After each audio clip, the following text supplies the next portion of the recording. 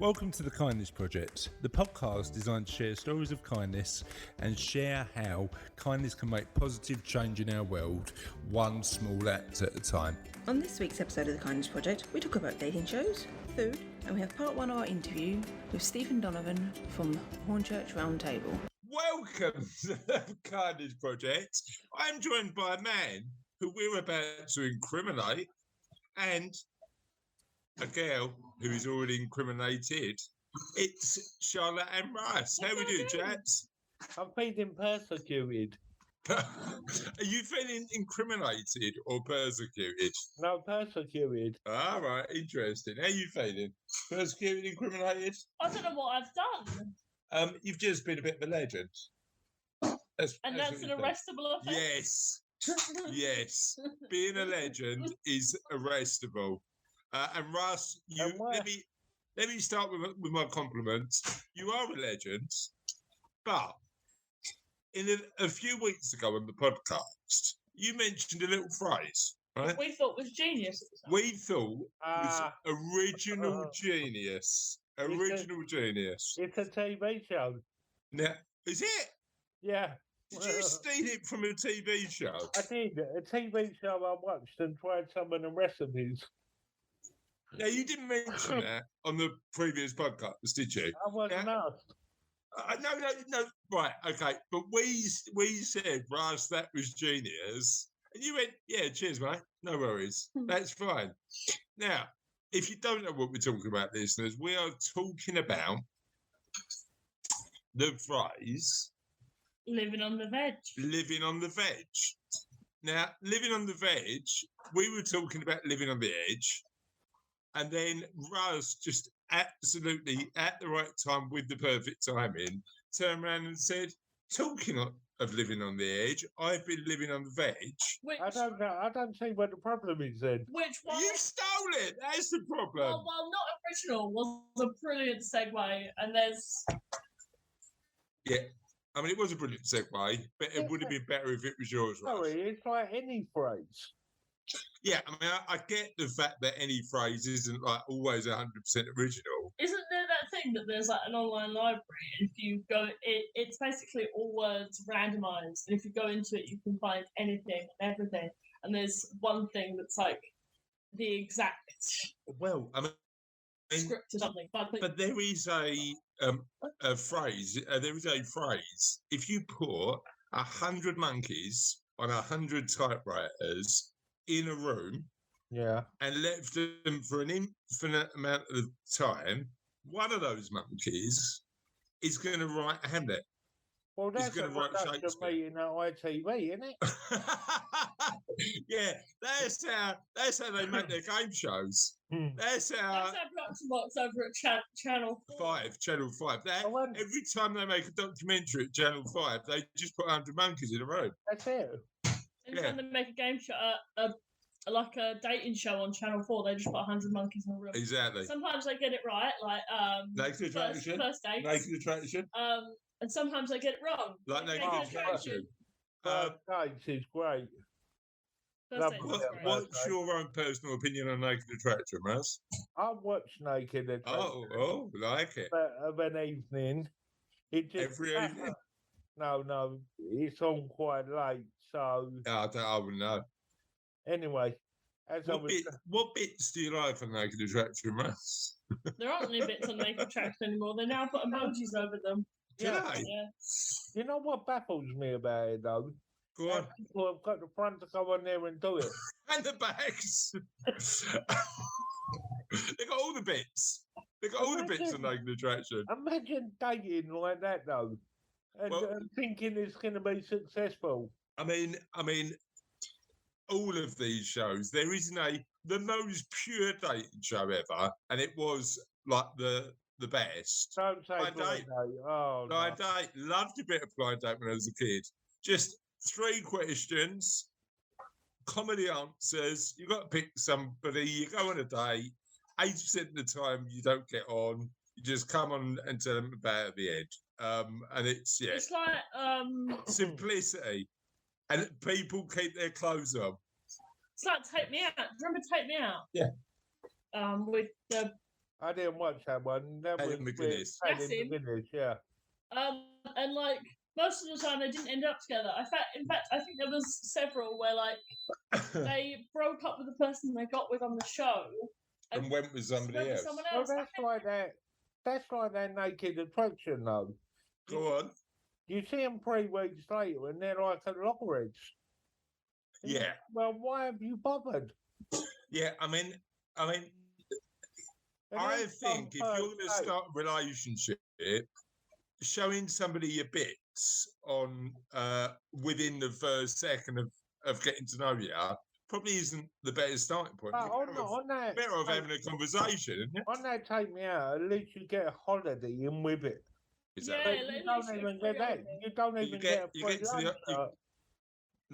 No. And you've got to look at some ugly bits of and some nice bits of the opposite sex. Yeah. Other bits are available. Clearly, you can have whatever bits you want on Naked Attraction. Why do you reckon they got rid of the bits? I think it was an issue with people complaining, to be honest. Do you reckon? I've seen But why not just stop? I've seen why some not just- horrific what? things on there. Some horrific things. Yeah, Did you use the word horrific? yeah. Saying that, Russ, you used to tell me some stories about when you used a little service called Chat Roulette. That was That was in the late 90s and late. It was an internet. That was in the early 2000s. Yeah. And it And that was wasn't it. like it sounds. When I it was a sensation as well. I never ever used it. I never ever used it. when I got bored sometimes, I pop on there and see what's going on. Yeah, and what was going on? Yeah, several. All right, we are. Sometimes people would like record. This is a family podcast. We can't. Yeah, we can't comment on stuff like that. let's get back to some subjects that are a bit kinder. The question of the podcast this week is a great one. I love it. What food reminds you of home? I like that question. What would be your answer? But lasagna. Burnt lasagna reminds you of home. Yeah. And it's got to be, that's like a mother's touch, isn't it, the burnt bit? Because Cassie knows. Yours must be liver pasta then, mustn't it? No, because Charlotte actually likes burnt lasagna. I like the burnt bit. She loves it. I didn't like that liver pasta. But bear in mind that my Cassie, primarily, because she's an amazing cook, has cooked for me a lot longer now. Yeah. Than Mum ever did. So it's got to be one of Cassie's recipes. And I'm just trying to she's not getting involved in the podcast, by the way, but she's standing in front of me. Oddly So enough, she doesn't mean that lamb she done when you was doing the running marathon. yeah. Oh, out of this world. Marathon lamb. Yeah, she's not bad, is she? She's a pretty good cook. But her basic's really good. Spag bowl's good. Yeah. She does. I mean, I have been eating. I like your chicken and chorizo. Chicken and chorizo is my I favourite. love a bit of chicken and chorizo as well. But just like simple stuff, you know, like salmon and I don't know what I'm saying to offend Cassie, but she's sitting there, standing there with her hands on her hips, looking at me. The simple stuff like salmon and salad, and you know, just stuff like that. I don't know how much cooking it actually requires, and that's maybe that may be the reason she's looking at me strangely. This is the key to the problem, though, isn't it? You don't know how much cooking that requires. That's true. It's true. Absolutely right. But yeah, I think the chicken and chorizo is probably the one that I love the most. But yeah, I'm lucky to live with somebody who can cook and do it amazingly well. But you do the cooking in your house, right? So what's your favourite Not meal? so much now, but I used to. And what's your favourite meal that reminds you of home? My favourite that reminds me of home. Yeah. Bread pudding. Oh yes, I made bread pudding. My nanny used to make bread pudding. Oh well, that's the weird thing. Like my one, and I still love it today, as we know because we talk about it on the podcast quite a lot. Omelette. My nan used to make the best. But it wasn't nanny. It wasn't nanny, was it? It was Robert that made the both. omelette. Yeah. So it was my uncle Robert, because I spent years, instead of wandering the streets, my mum didn't want me to do that at lunchtime. We used to go nannies, didn't we? So because my nan lived 5 minutes away from the school, I used to go to, for years, I used to go to lunch at my nan's and get a very amazing home cooked meal every single time. It was brilliant. But that is my go-to. If I want comfort food, then I'll go for bread pudding. Yeah, I still like old school desserts. I'm saying that, back to Naked Attraction, I still quite like a spotted dick. I do. I like anything like that, but it has to be made. What do you? How do you feel about it? It has to be made with suet. As soon as you said back to Naked Attraction, I started turning you out. I've seen them imitation spotted dicks where they make it with batter. It has to be made with suet. It has to be the challenge you've got. What are you? Are we still talking about spotted dick? Yeah, spotted dick. Yeah. Okay. What would you go for? Would you go for a bread pudding over a spotted dick? No. Sorry. Yeah. Sorry. Make your mind up. Am I confused now? I missed the question. What would you prefer?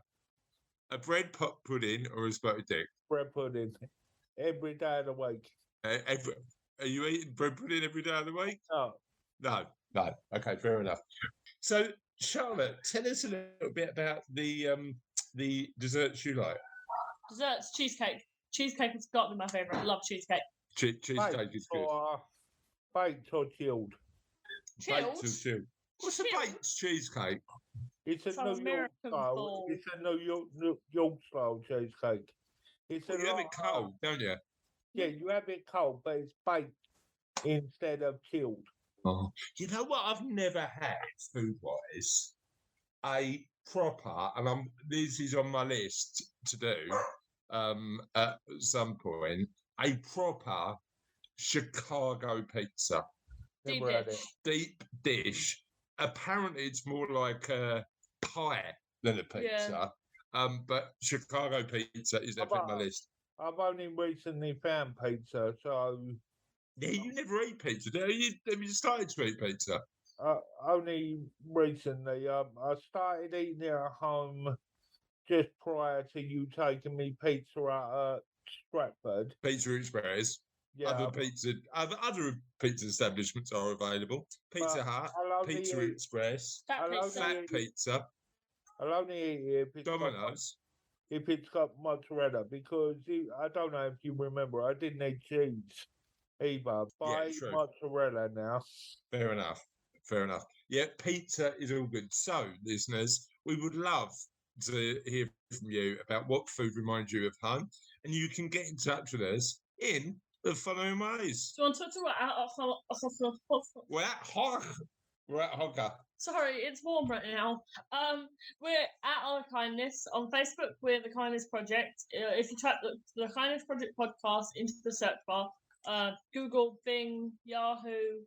What are the kids using these days? You can find us. We should be the first one to pop up. Or you can search www.thekindnessproject.co.uk directly into the bar. That should come up. If you want to email us directly, it's honor@thekindnessproject.co.uk. We don't have any other socials, do we? We don't.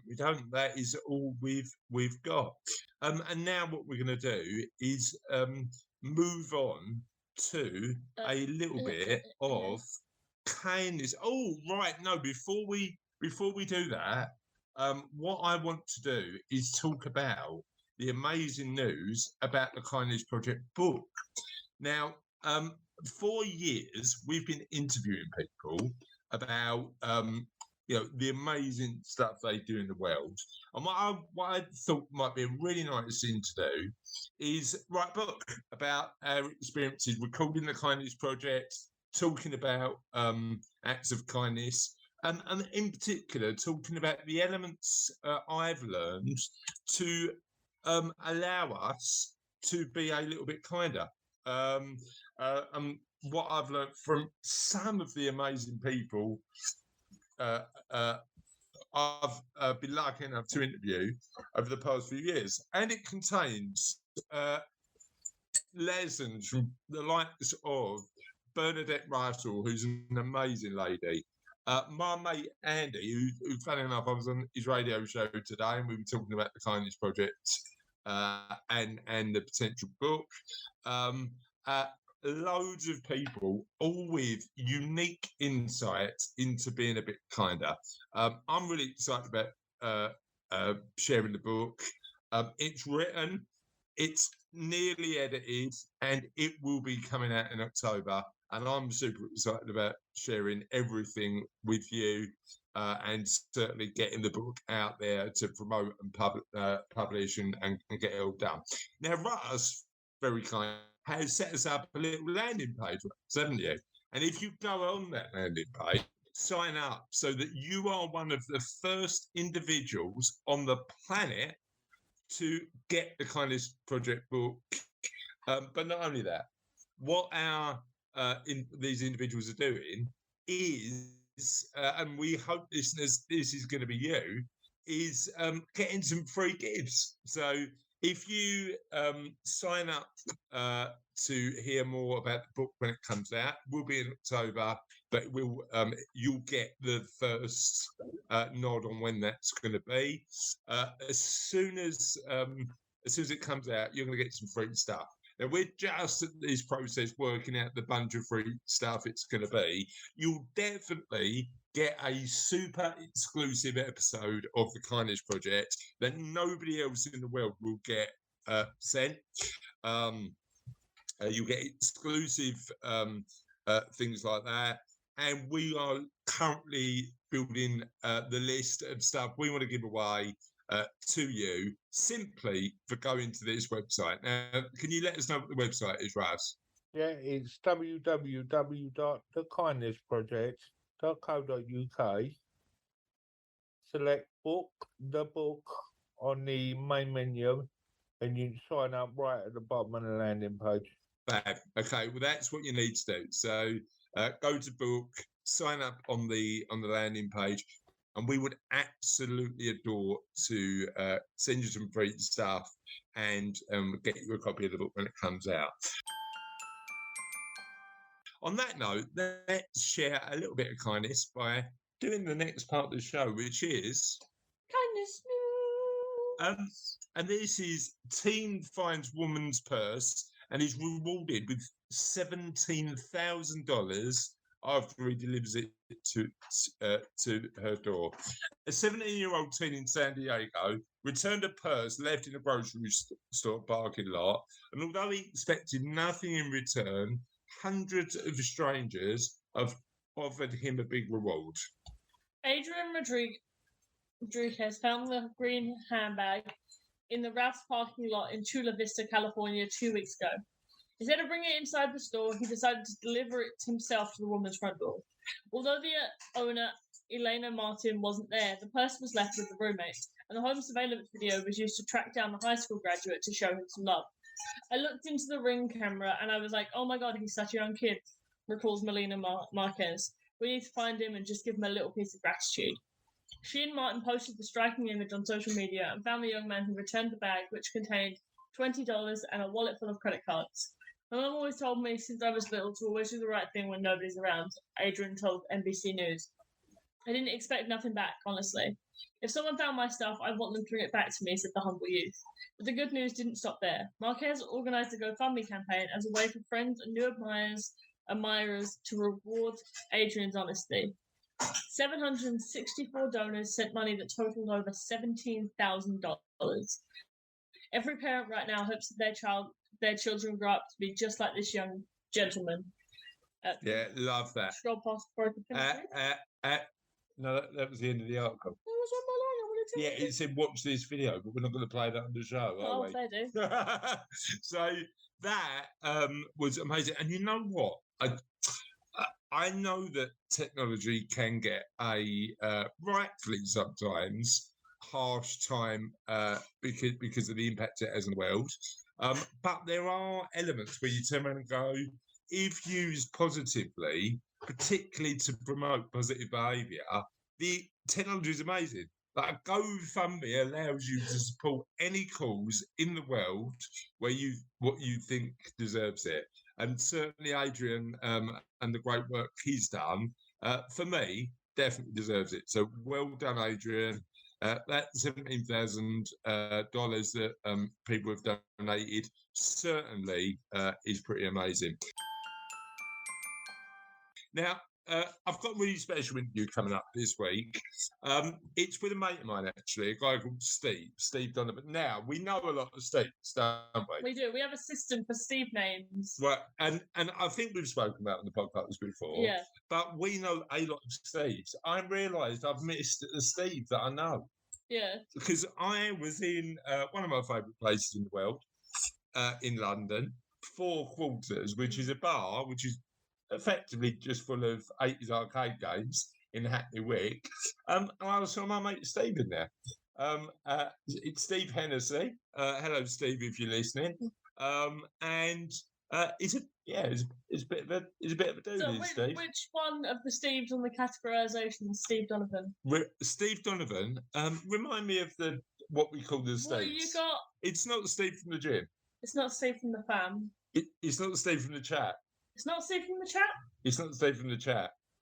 Steve, as you'll find out when we talk about the interview, is a local businessman. He runs a estate agency just down the road here in Hornchurch. He is an all-round amazing guy. But for years, he has been part of a drive locally to raise money as part of the local Hornchurch Round Table. Now, why is Hornchurch Round Table so important? It's because it just does loads of amazing stuff in the communities. Every year, a bunch of the guys from Hornchurch Round Table go out in their own time and raise effectively do a centre sleigh around the community. They raise a lot of money every year. Mm-hmm. And didn't they do a summer Santa? Yeah, so while we were away this year, they did a summer Santa, got 6 carloads of shopping that all went to local food banks. Mm-hmm. So amazing good work. And it's Steve within our little community, he is called the Don. So I think we just call him Steve the Don. I don't know, what should we call Steve Hennessy? I don't know enough Steve from the. We'll think about that one. But you will absolutely love the reason that he got involved with Round Table, the amazing work he does, and just enjoy it. Steve, thank you so much for joining me on the Kindness Project. How are you today, mate? Pretty good, thank you, Chris. Good. Thanks for asking. I thought we'd get earphones, or this is good. No, you know what? This podcast, Mike, is really, really, Nice. really powerful. It's brilliant. how we've recorded all 200 plus episodes, so fantastic. it should work all right. no, it should that's work all right. brilliant. I am Thank you for a bit asking worried, me. mate, because we're both quite loud talkers, so we Okay. might have to lean back. No worries. No, But we'll be all right. No, so, thank you. So thank you for coming on the podcast. I know that you've done amazing work in the local community, supporting charities in a wide range of different regards. Yes. But let's start the podcast as we always start it. Just tell us a little bit about you. Right, thank you again for the invitation today. I'm Stephen James Donavan, and I own Stephen James Agency in Hornchurch, a property letting company, and I'm a local resident. I've lived in Havering now since 1994. I was born initially in Ilford and moved to Surrey for a while, and then came back to this side of town back in January 1994. So, and having a business local, I guess that's probably what's inspired me to get involved with the local community. Yeah. I'd done it in previous towns, but with Havering, it seemed to mix well with my business and tried to adapt. And I'm surprised you managed to keep it a massive secret, because I know you like to talk exactly the same way as me. Right. You won an award recently, didn't you? Yeah.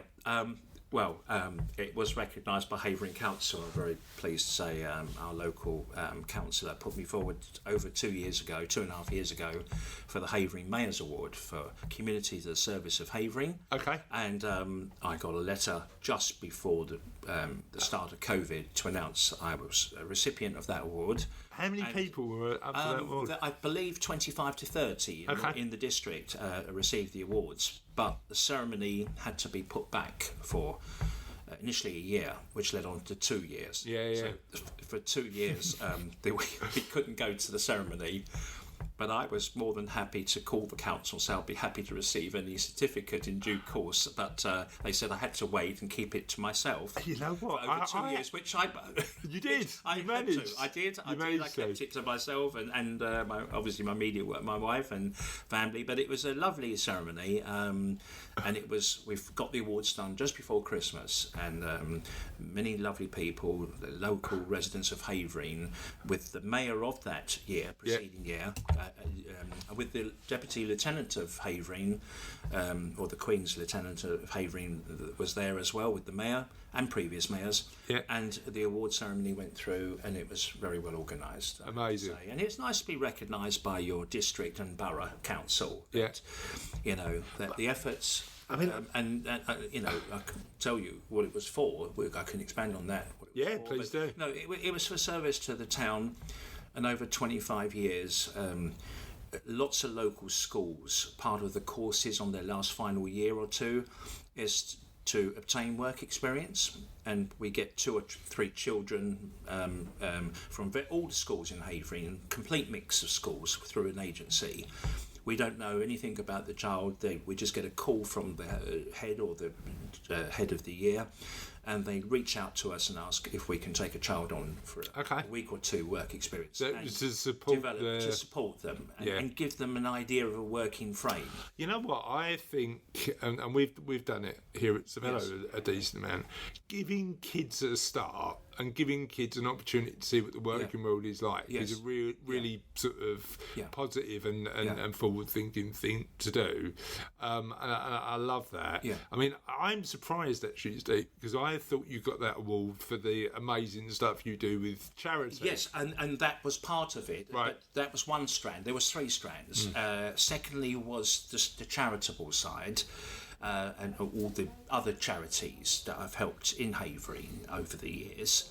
And the third part was my association with Round Table, which I'll come which on we'll to. talk about. It's the main event. So it was nothing to do with the fact that you're 2 doors away from the KFC, right? Nothing. No, it wasn't. Nothing. If there was a platinum award for KFC production, I've been in there many times. It is good. Yeah. It was. There's no award for frequenting Hornchurch restaurants, is there? Well, they're all on my speed dial. As a local resident in Time Flow, I know.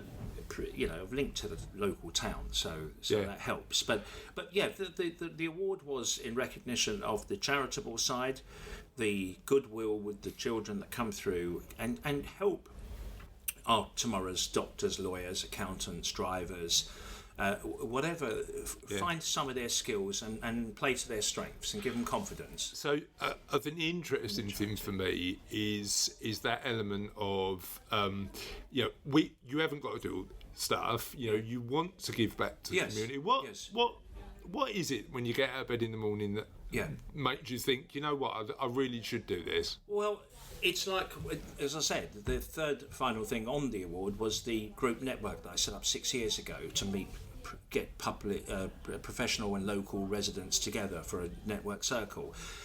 I think you don't wake up one morning and decide that you're going to go out the door and plan something. I think it ruminates in your mind from a young age. I think, dare I say it, you're probably born a giver, or some people are born with generous approaches to life. I think that during your journey, in my line of work, being an estate agent, property person, I'm in and out of buildings quite regularly, and I see things in my journey. I meet people, or they tell me about an event or something they might need some help with, or a donation, or some guidance, perhaps sometimes with some of the local charities, some suggestions to help them create a bigger profile, and it just happens. Perhaps when I think to a certain extent there's an element of you sort of model what your parents do as well, isn't it? So if they're generous, very nice people. My father and mother came from Ireland, and my father had his own building business, and if one of his men or a colleague or an associate got injured at work in the building construction industry in the 50s, 60s and 70s, there wasn't much welfare if he was sick, so they'd do benefit dances and help raise some money for that family, because if a man on the site broke a leg or an ankle, he'd be out of service for 2 or 3 months. I saw that side of community as a young age, going around helping, collecting, and it pays off, doesn't it? It rubs off on you. Agreed. The scout group I belonged to told us when I was 13, 14 years of age, all the roof needs repairs, or we can't come back here. And that year there was a thing called Bob a Job, where for some readers or listeners, they might realise they don't do it now because of the way society's become. But as a kid, you go around to people's homes for 1 shilling. I think some people. You're clearly not old enough to remember shillings. No, it's back in 1973, 74. But a Bob a Job was you got 5 pence in current money, maybe to cut a garden or to clear waste or polish a car. Whether we'd done it good or bad, we certainly had a good go. And the roof of our scout hut had to be repaired, and I believe I did look the other day. I think I brought £6.50 to the scout group. Yeah. And in current money, I think today it's over £100. Yeah. So that's proportionately how you. You know what though? I think that help.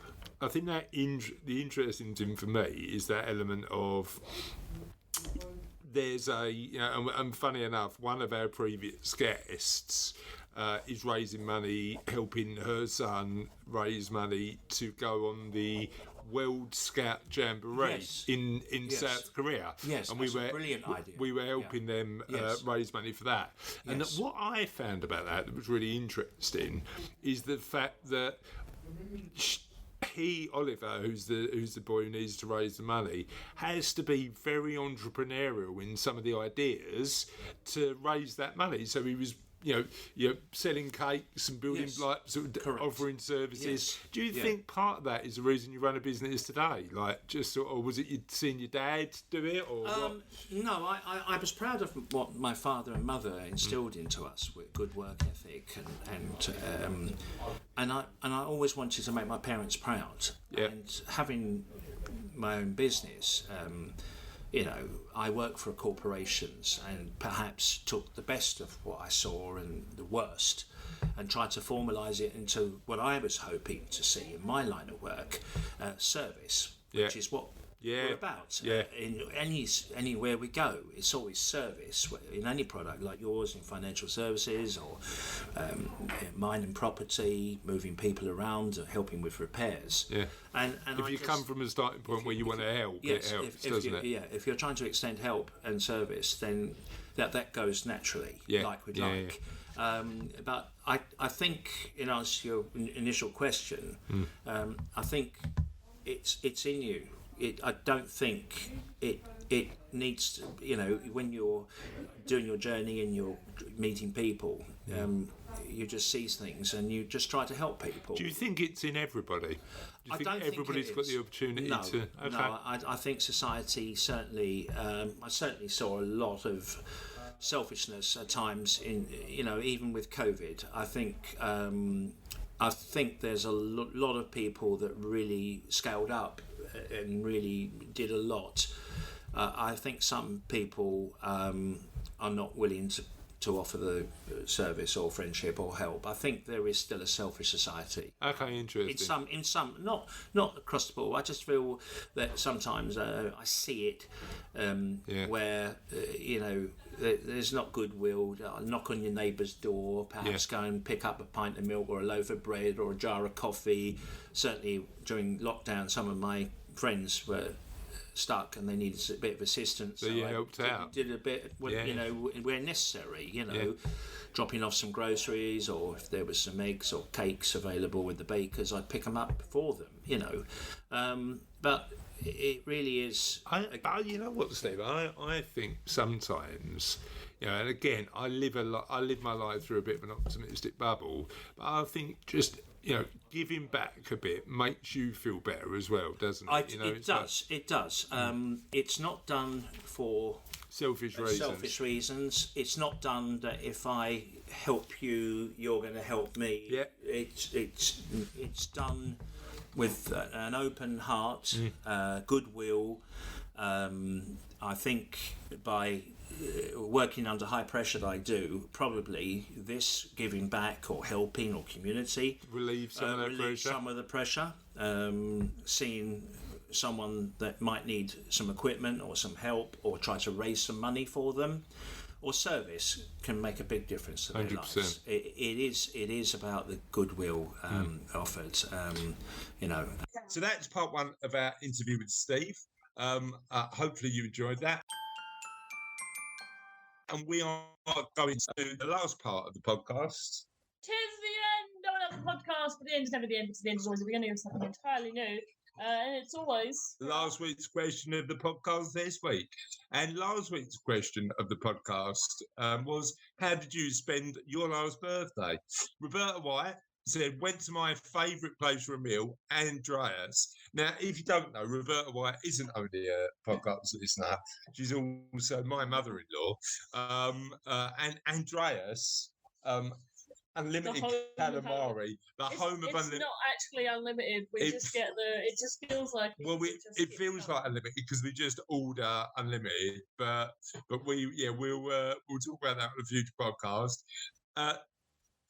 Yvonne, how do you say that name? Is it Yvonne? Yvonne, I think. Yvonne Anderson said, family day at Safari Park, wonderful day, nice picnic, including birthday cake and lots of fun for all.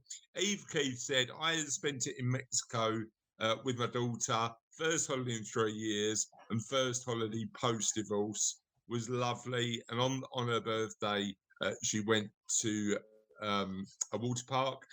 Tamsin had dinner with her two amazing kids. Hayley said she was at work, but had a girls' night out a few days before at the London Dungeons, and Phil Billingham was in Edinburgh with his mates. So that is it for another week of the Kindness Project. Have a lovely week, and we'll see you next time. Bye. Bye. Bye.